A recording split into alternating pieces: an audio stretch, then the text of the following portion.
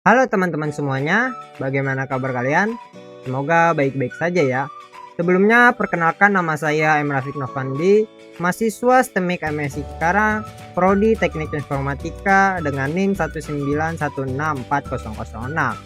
Di video kali ini saya akan ngebahas tentang ragam bahasa. Anyway, video ini saya buat untuk memenuhi tugas individu mata kuliah Bahasa Indonesia yang diberikan oleh Pak Rusdeni selaku dosen Bahasa Indonesia STEMIK MSI Cikarang. Oke, kita langsung lanjut ke pembahasan yang pertama.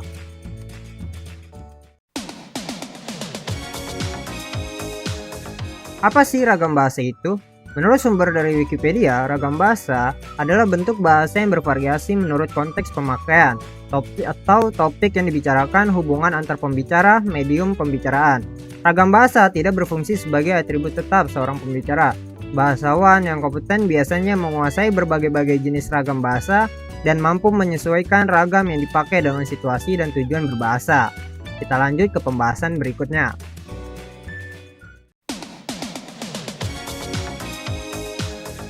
Macam-macam ragam bahasa Indonesia, yaitu ada dua.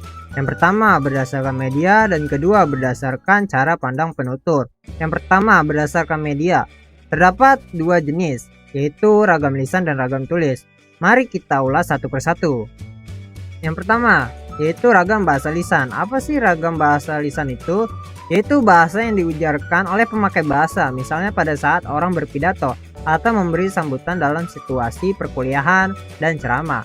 Sedangkan ragam bahasa tulis yaitu bahasa yang ditulis atau yang tercetak, misalnya buku-buku pelajaran, teks, majalah, surat kabar, poster, dan iklan. Lanjut ke pembahasan selanjutnya.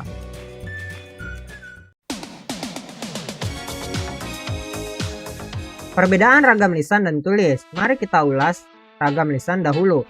Yang pertama, memerlukan orang kedua atau teman bicara. Kedua, tergantung situasi, kondisi, ruang, dan waktu. Ketiga, tidak harus memperhatikan unsur gramatikal, hanya perlu intonasi serta bahasa tubuh. Keempat, berlangsung cepat. Kelima, sering dapat berlangsung tanpa alat bantu. 6. Kesalahan dapat langsung dikoreksi. Ketujuh, dapat dibantu dengan gerak tubuh dan mimik wajah serta intonasi. Sedangkan ragam tulis yang pertama, tidak memerlukan orang kedua atau teman bicara. Kedua, tidak tergantung kondisi, situasi, dan ruang serta waktu. Ketiga, harus memperhatikan unsur gramatikal. Keempat, berlangsung lambat.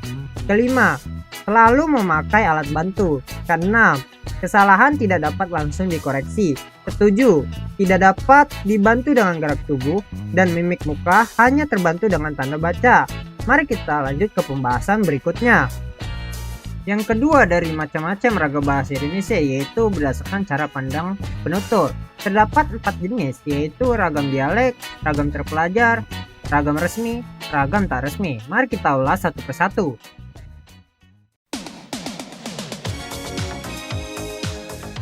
Ragam dialek.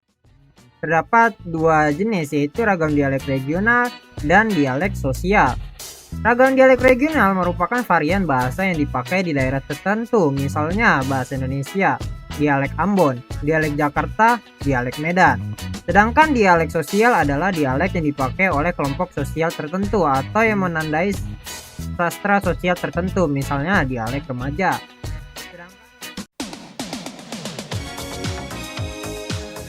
Ragam bahasa terpelajar biasanya digunakan oleh siswa atau mahasiswa di lingkungan sekolah atau kampus.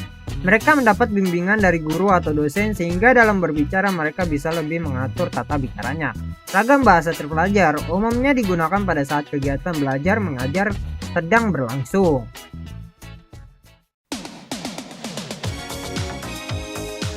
Ragam bahasa resmi ialah ragam bahasa yang biasanya digunakan dalam kondisi atau suasana yang formal. Sementara ragam bahasa tidak resmi ialah bahasa yang digunakan pada kondisi atau suasana sebaliknya, yakni tidak resmi atau non-formal. Ragam bahasa resmi menggunakan tata bahasa yang baik dan baku, serta sesuai dengan kaidah bahasa Indonesia yang baik dan benar. Sedangkan ragam bahasa tidak resmi tidak mengharuskan penggunaan tata bahasa serta tidak baku. Mari kita lanjut ke pembahasan selanjutnya. Selanjutnya ada contoh kalimat ragam bahasa. Yang pertama, contoh kalimat ragam lisan, saya sudah baca buku itu. Yang kedua, contoh kalimat ragam tulis, saya sudah membaca buku itu. Yang ketiga, contoh kalimat ragam dialek, gue udah baca buku itu. Yang keempat, contoh kalimat ragam terpelajar, saya sudah membaca buku itu. Yang kelima, contoh kalimat ragam resmi, saya sudah membaca buku itu. Yang terakhir, contoh kalimat ragam tak resmi, saya sudah baca buku itu. Selanjutnya, yaitu ada contoh ragam bahasa berdasarkan topik pembicaraan. Yang pertama, dia dihukum karena melakukan tindak pidana. Yang kedua, setiap pembelian di atas nilai tertentu akan diberikan diskon. Ketiga, cerita itu menggunakan unsur flashback. Keempat, bayi itu diyakini menderita progeria. Kelima, penderita autis perlu mendapatkan bimbingan yang intensif. Keenam, bawang bombay merupakan salah satu kunci penyedap masakan tumis. Mari kita lanjut pembahasan selanjutnya.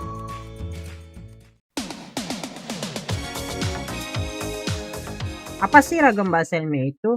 Yaitu adalah sarana verbal yang efektif, efisien, baik dan benar, misalnya dalam penulisan. Yang pertama, proposal kegiatan ilmiah dan proposal penelitian. Yang kedua, laporan kegiatan yang berbentuk surat, artikel, makalah, dan naskah. Ketiga, karya tulis ilmiah seperti skripsi, tesis, dan disertasi. Keempat, laporan rutin suatu pekerjaan yang berbentuk surat, artikel, maupun naskah. Kelima, laporan pertanggungjawaban seperti laporan kegiatan, laporan keuangan, dan lain-lain. Keenam, laporan penelitian yang berbentuk seperti laporan analisis dan laporan rekomendasi. Selanjutnya yaitu ada 6 ciri dari ragam bahasa ilmiah. Yang pertama, bahasa Indonesia ragam baku. Kedua, penggunaan kalimat efektif. Ketiga, menghindari bentuk bahasa yang bermakna ganda. Keempat, penggunaan kata dan istilah yang bermakna lugas dan menghindari pemakaian kata dan istilah yang bermakna kias. Kelima, menghindari penonjolan pesona dan tujuan menjaga objektivitas isi tulisan. Dan yang terakhir, adanya keselarasan dan keruntutan antar proposisi dan antar alinea. Oke teman-teman, mungkin sampai sini saja video mengenai pembahasan ragam bahasa. Semoga video ini bisa bermanfaat bagi kalian. Terus dukung channel ini dengan cara mensubscribe dan nyalakan tombol notifikasinya supaya kalian tidak tertinggal video-video baru dari saya. Jika kalian suka dengan video ini, like and share video ini ke teman-teman kalian. Dan sampai jumpa di video selanjutnya.